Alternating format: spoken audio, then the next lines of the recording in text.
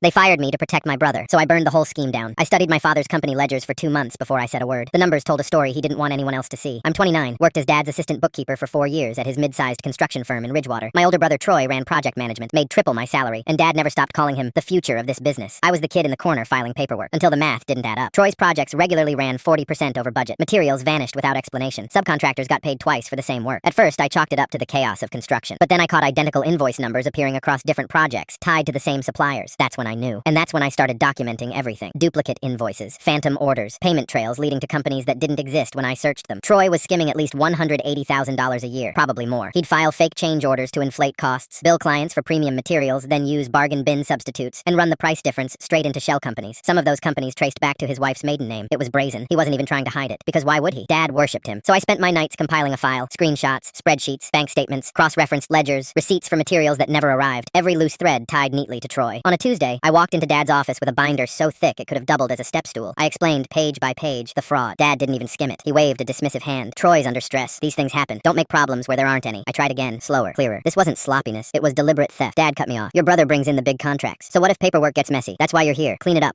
as if my job was to polish the crime. 2 days later, Troy cornered me in the break room, face red, way too close. Dad says you're accusing me of theft. You trying to take my job? His voice echoed down the hallway. Everyone went quiet. I didn't respond, just took my coffee and walked out. But by noon, the whole office was buzzing. Friday morning, Dad called a staff meeting. Everyone squeezed into the conference room. Dad stood at the head of the table, Troy next to him with that smug grin he'd been wearing since childhood whenever he got away with something. We're restructuring to cut costs, Dad announced. Some positions are redundant, effective immediately. We're eliminating the assistant bookkeeper role. He didn't even look at me. A few coworkers gave me apologetic glances, but no one spoke. Troy smirked like he'd won. I packed my desk quietly, 4 years of work into one cardboard box. Dad walked past without a word. Troy laughed loudly with the PM team as I stepped into the elevator like it was his victory parade. What they didn't know, I backed up everything. 3 USB drives, 2 printed sets, 1 digital vault. That weekend, I assembled the cleanest, most airtight report I'd ever written. Chronological index, every fraudulent transaction documented, shell companies, bank routing numbers, photos comparing billed materials to what was actually installed, payroll fraud, ghost workers. It was irrefutable. Monday morning at 8:03 a.m., I emailed the entire report to the IRS, the state labor board, and 3 of Dad's biggest clients, professionally formatted and politely labeled, concerned disclosure of financial irregularities. Dad called at 10 a.m., already screaming, "You're destroying this family. You'll regret this. I'll make sure you never work in this industry again." His voice cracked. In the background, I heard Troy yelling about lawyers. I asked, calm as a dentist, "Did you enjoy Section 7? The part about billing client hours for workers who didn't exist." Silence. Then the line went dead. By noon, my phone was blowing up. Some coworkers called me a snitch. Others said they'd suspected something for years but didn't know how deep it went. One accountant admitted he'd been job hunting. He didn't want to be there when the Titanic hit. Within a week, auditors showed up with badges and banker boxes. They sealed Troy's office door with tape like a crime scene. Dad is now staring down fines that might kill the company entirely, and Troy's attorney is negotiating a plea deal that includes possible prison time. As for me, I got hired by their biggest competitor to manage their books. Turns out competence travels farther than loyalty to corruption.